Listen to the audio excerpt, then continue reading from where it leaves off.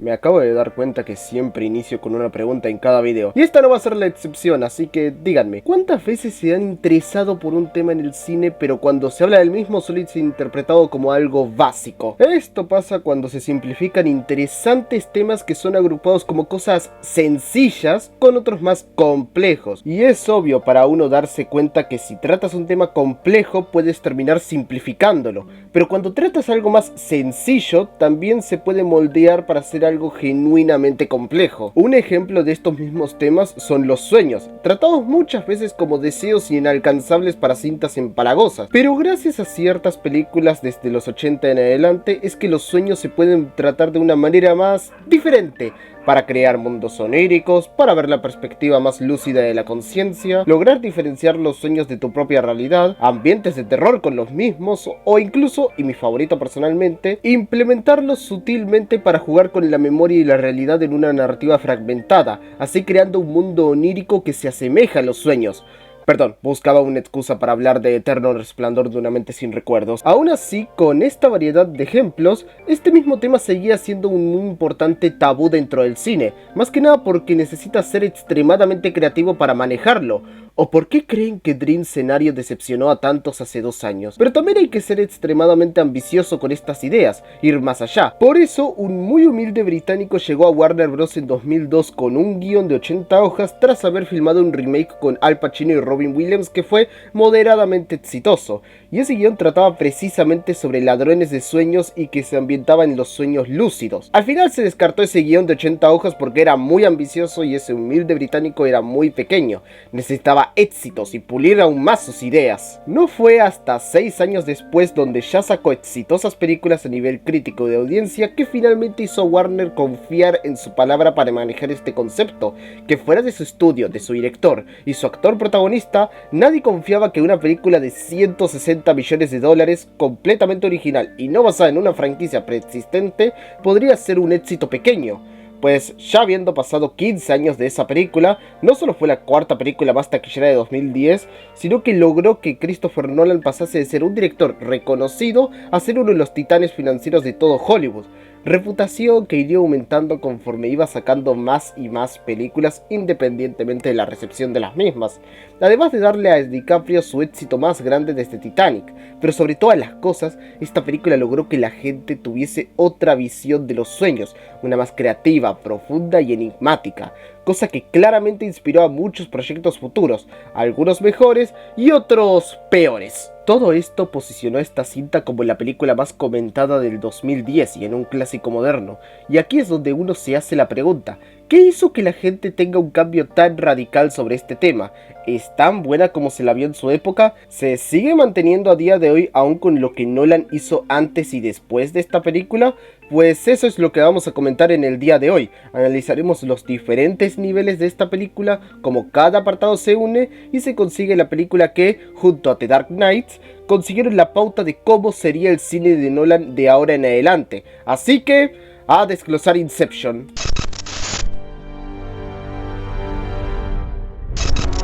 Muy parecido a lo que Nolan hizo en El Caballero de la Noche, la película decide arrancar con la acción. Toda una operación manejada por dos personajes llamados Cobb y Arthur, para quitarle algo a un corporativo llamado Saito. Pero mientras tanto vemos a los mismos personajes en otros contextos, como si hubiesen saltos en el tiempo, pero todo ocurre en el mismo punto. Toda una secuencia que, enganchando desde las actuaciones, lo técnico, la acción y la dirección, te hacen preguntar qué carajos está pasando, para que resulte que están dentro de un sueño. Pero no solo un sueño, sino diferentes sueños unidos entre sí para robar una idea, sueños donde el subconsciente se dobla y se forma un espectáculo que en condiciones normales no sucederían, pero que en el mundo onírico es perfectamente probable. Aunque lamentablemente para Cobb y Arthur, la operación sale mal porque había una intrusa llamada Mal, la cual va y resulta que tiene algo con Cobb que explicaré mucho más adelante. Pero podemos decir que es por culpa de Cobb que todo esto termina fallando, porque los mismos sueños en esta película se moldean a los problemas emocionales de todos, lo cual puede causar que alguien como Mal aparezca y destruya el plan, aunque lo de Mal tiene un contexto todavía más profundo que solo eso. Aún así, eso nos lleva al punto temporal, porque al menos solo en este inicio, con estos cambios de escena y otras explicaciones que nos dan más adelante, la película nos muestra que el tiempo será un elemento vital para la misma. Y no solo Nolan utiliza este recurso en esta película como un excelente puente para crear escenas de acción, lo cual es cierto, sí se utiliza el tiempo para eso, pero no nos vamos a enredar en solo eso, sino en el tiempo desde una perspectiva más emocional y relativa y cómo eso se combina con el tema de los sueños. Ya que la misma película lo explica y lo muestra, cuanto más profundo vayas en un sueño, más lenta será la experiencia del tiempo. Esto se nota tanto en este mismo prólogo como también en la operación que vemos durante la película, que tiene un valor textual donde vemos escenas de acción con una planeación creativa, aunque este apartado lo hablaré más adelante,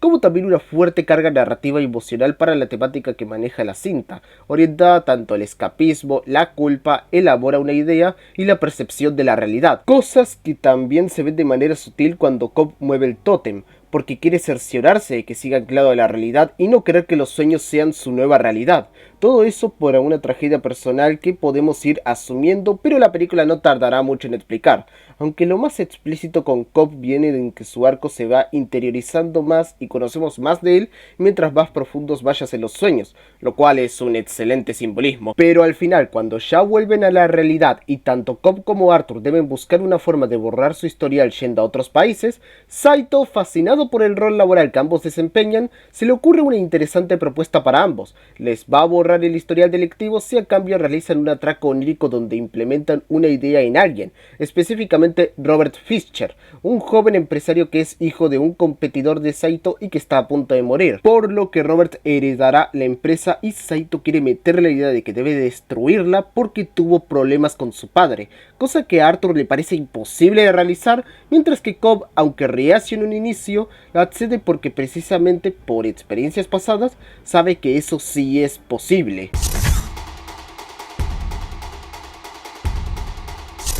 Una queja bastante recurrente en el cine de Nolan, incluso de parte de fanáticos suyos que están de acuerdo con este error, es la exposición de temas, ya que interrumpe la trama para darte muros y muros de texto donde te explican las reglas de una película. Queja que puedo entender en cierta película de Nolan que algún día voy a reseñar, pero en sí la exposición no es un problema, siempre depende de cómo expongas. Un ejemplo de exposición bien hecha está en Undertale, cuando te cuentan el pasado de la familia Dreamur, ya que al llegar a su antiguo hogar, los monstruos de alrededor te narran la historia conforme más avanzas y escuchas una hermosa composición. Sí, también quería una excusa para hablar de Undertale. ¿Y cómo se maneja la exposición en Inception? Justamente me parece un caso de exposición bien hecha, porque Cobb, mientras recluta a los miembros para la operación, a algunos les va explicando cómo funciona la cosa, lo cual tiene sentido. Ellos no son ladrones de sueños, no tienen la experiencia de Cobb y Arthur en el tema, y además no es que son conversaciones estáticas donde solo los personajes hablan, sino que son conversaciones que nos muestran de primera mano cómo funcionan las reglas.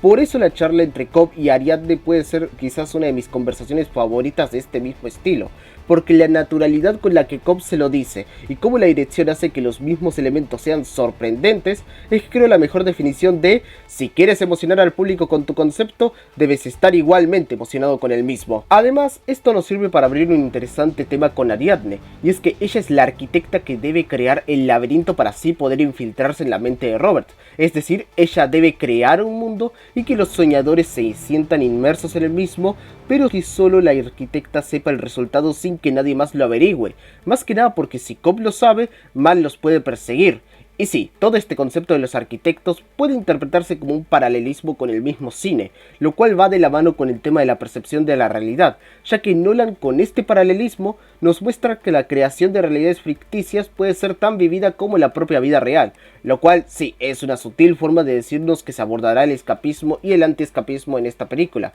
y como presentación, como todo el cine de Nolan, es muy original. Y ya que hablé de Ariadne, sobre el elenco en sí, tengo cosas muy buenas e importantes que decir sobre Dom, Cobb y Mal. Sobre el resto,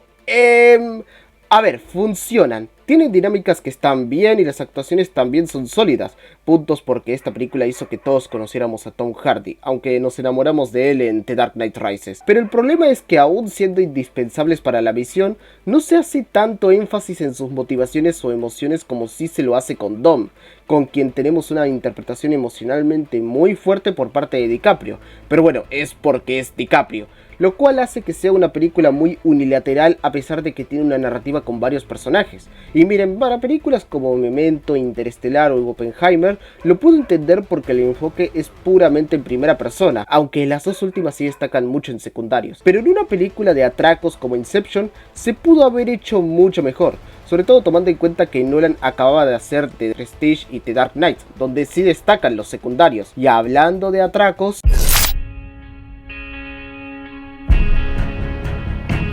lo que vendió de esta película, además de los sueños, fue que se trataba de un heist movie, películas de atracos para abreviar, pero no cualquier heist movie, sino el proyecto de este estilo más ambicioso que jamás se hizo en la historia del cine, sin desmeditar la ambición de otros como Heat, Sospechosos Comunes, Ocean's 12 o Inside Man, que a su propia forma lo han logrado pelearse con ese título. Pero Inception lo superó por los siguientes motivos, y es que además del cambio de que el botín no es dinero sino una idea, se le sumó la fusión de géneros, desde el thriller psicológico, acción, drama existencial y ciencia ficción, el riesgo del limbo como sustituto de la cárcel, el propio escenario del golpe, lo personal del propio atraco y que se trata de un golpe dentro de un golpe dentro de otro golpe. Sencillamente a nivel conceptual es una locura que jamás se ha logrado replicar, pero encima lo que le suma la emoción a esto es el espectáculo. Porque verán, aun cuando Nolan anteriormente se lo ha visto manejando muy bien sus narrativas y creación de momentos, en películas como Batman Inicia tenía un serio problema a la hora de crear escenas de acción, cosa que mejoró en El Caballero de la Noche con respecto a escenas de espectáculo, aunque sigue debiendo en el cuerpo a cuerpo. En Inception directamente Nolan consigue consagrar su estilo definitivo para dirigir acción. Solo ver las persecuciones, las peleas o toda la secuencia en la base nevada demuestran que Nolan tiene la misma creatividad con la acción que la que tiene con sus historias. Puntos extra porque la acción se suma con el excelente nivel visual que la película posee, siendo en este apartado la película que mejor envejecido de todo el 2010, tanto por el extremo cuidado que Nolan siempre pone en los efectos especiales, reduciendo al máximo el CGI para utilizar los efectos prácticos, de lo cual en ese aspecto la escena más impresionante siempre será la pelea en el pasillo, como también la excelente cinematografía realizada por Wally Pfister, trabajo del que por cierto se llevó el Oscar de Mejor Fotografía por esta película, reconocimiento que también se llevaron los de efectos especiales. Pero claro, no podemos olvidar para nada el aspecto técnico más importante de esta película, más que nada por el precedente que marcó para todos los blockbusters de la década, y hablo del montaje sonoro, utilizando tanto para reflejar la inmensidad y lo onírico de los sueños, como también para mostrar en solo este apartado las emociones de los personajes, cosa que obviamente se ve acompañada por la impresionante banda sonora de Hans Zimmer en uno de los mejores trabajos de su carrera, ya que es un soundtrack que utiliza varias veces las mismas piezas, pero las ralentiza o las acelera dependiendo del contexto, creando símbolos de la realidad y el tiempo que sirven como anclas para los personajes. El mejor ejemplo de esto son la canción de Edith Piaf, como también el tema de Time, el leitmotiv de Cobb, los cuales son una completa experiencia sensorial que refuerza la percepción del tiempo dentro de los sueños, como también el hecho de que Time suena varias veces en la película, pero constantemente sin interrumpido con sonidos abruptos u otra cosa importante que sucedió en la trama, solo para que en el final resuene con toda su gloria para marcar el fin de Cobb como personaje. Pero, ¿por qué sobresale tanto?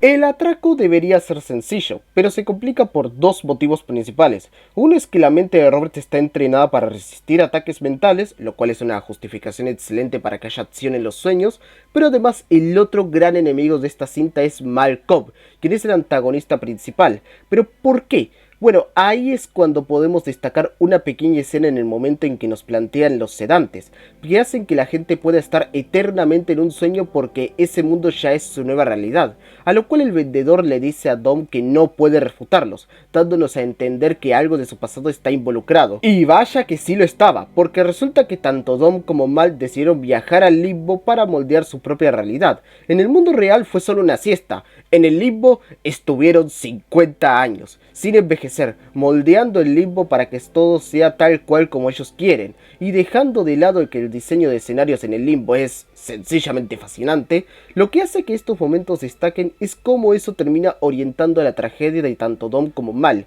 ya que la muerte de Mal relacionada con el limbo hizo que Dom sintiese tanta culpa que es su mayor obstáculo en los sueños, sobre todo cuando se solapan escenarios reales dentro de los mismos, porque ahí es cuando Mal puede encontrarlo. Pero ¿qué fue lo que pasó? Resulta que por pasar tanto tiempo en el limbo, Dom terminó plantando la idea en Mal de que los sueños son su nueva y perfecta realidad y que el mundo real apesta, idea que la parasita y la redefine como persona, al punto de que le propone a Dom que ambos se quiten la vida juntos para volver a ese sueño. Por eso Cobb es perseguido por Mal en los sueños, y por eso sabe que implantarle la idea a Robert de tirar abajo la empresa de su padre es una posibilidad real, porque ya pasó con su esposa. Esto claramente da el mensaje de que no debes dejarte llevar por las ideas, porque pueden volverte extremista con las mismas, porque una idea sin control puede parasitarte hasta el punto de volverte loco, encerrando tu mente y tu cordura por culpa de esa precisa idea. Con eso puesto, Mal funciona de manera perfecta como antagonista y antítesis de toda esta historia. Pero Nolan no es completamente pesimista con que te enamores de una idea, y es que la perfecta contraposición de eso es el propio Robert Fleischer,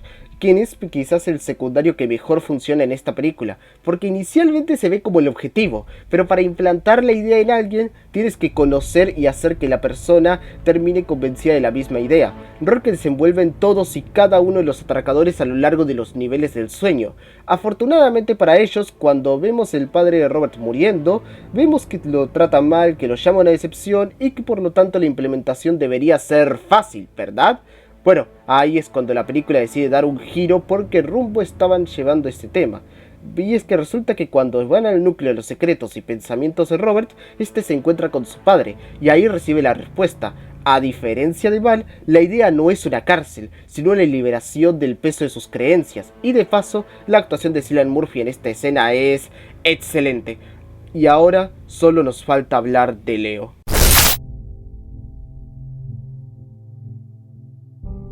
En una película siempre está la interpretación textual y debajo la subtextual. Por arriba, Inception es la historia de un atracador que quiere dejar su pasado para volver a reunirse con su familia después de un trágico acontecimiento. Por debajo es la historia de un hombre que debe reconectarse a la realidad después de estar mucho tiempo escapando de sus problemas. Don Cobb, al igual que muchos otros protagonistas en la carrera de Nolan, es un hombre caracterizado por sus luchas y cómo éstas lo afectan psicológica y espiritualmente. Y en el caso de Dom, siendo un prisionero de un subconsciente que lo ataca con imágenes de su esposa muerta, nos deja también un mensaje de cómo nos podemos obsesionarnos con los recuerdos de manera destructiva, cosa que se deja extremadamente clara en las escenas donde Ariadne explora los sueños de Dom, dando vistazos a su pasado, lo que lo atormenta, cómo se fue formando su relación con Mal para que al final todo se derrumba en el limbo, destacando el recuerdo más profundo e infame de Dom, que es la muerte de Mal, el cual él intenta constantemente escapar, siempre dejándonos pistas de qué puede conducirnos a eso hasta que finalmente lo vemos, la clásica generación de expectativas de parte de Nolan. Todo esto conduce a que la resolución del conflicto y la conexión de la patada para despertarlos del sueño lleva a Dom y Ariadne al limbo a reencontrarse con Mal, donde además de que se terminan de unir los puntos de trama, Dom finalmente deja ir su culpa, sincerándose con el recuerdo de su esposa para así volver a encontrarse con Saito envejecido en el sueño, reconectando ese final con el cómo iniciaba la película, y al recuperar a Saito, despierta. Y ahí llegamos al final. Todos se separan y se van a vivir su propia vida con toda la tranquilidad del mundo. Cada uno parece que vive el final perfecto para ellos, sobre todo Dom, que además de que se reencuentra con Michael Caine, que chamba fácil tiene ese viejo, lo llamaron 2 veces y aceptó solo porque Nolan es amigo suyo, quien lo lleva a reencontrarse con sus hijos, y antes de verlos, él pone la peonza a girar para saber si está soñando o no, pero cuando finalmente los ve sus rostros de felicidad después de tanto tiempo sin verlos. Él solo va a abrazarlos, y todo parece ir bien, todo parece que se solucionó de maravilla en la vida de Cobb, él ha despertado. O tal vez no. Con esto llegamos a la mayor rompedura de cabezas que el público sufrió desde el final del Sexto Sentido. La peonza sigue girando, y no para de girar. Textualmente uno se pregunta, ¿quedó Dom atrapado en los sueños o sí pudo salir? Pregunta que todo aquel que vio esta película se hizo, pero la pregunta subtextual es, ¿Realmente importa si Cobb sigue soñando o no? Es decir, después de toda esa búsqueda de reconciliación consigo mismo, una búsqueda de aceptar la realidad escapando de los sueños que lo atraparon en primer lugar y así volver con su familia para apreciar cada momento de tiempo que él tenga con ellos, nos termina reformulando completamente la pregunta: ¿la felicidad radica en la verdad o en la percepción de la misma? Esa debería ser la verdadera pregunta, aquella a la que la película sí que no da una respuesta definitiva, porque respecto a si Dom escapó de los sueños o no, tanto Christopher Nolan como Leonardo DiCaprio dijeron que sí escapó, y al final de los créditos se escuchó a la peonza caer.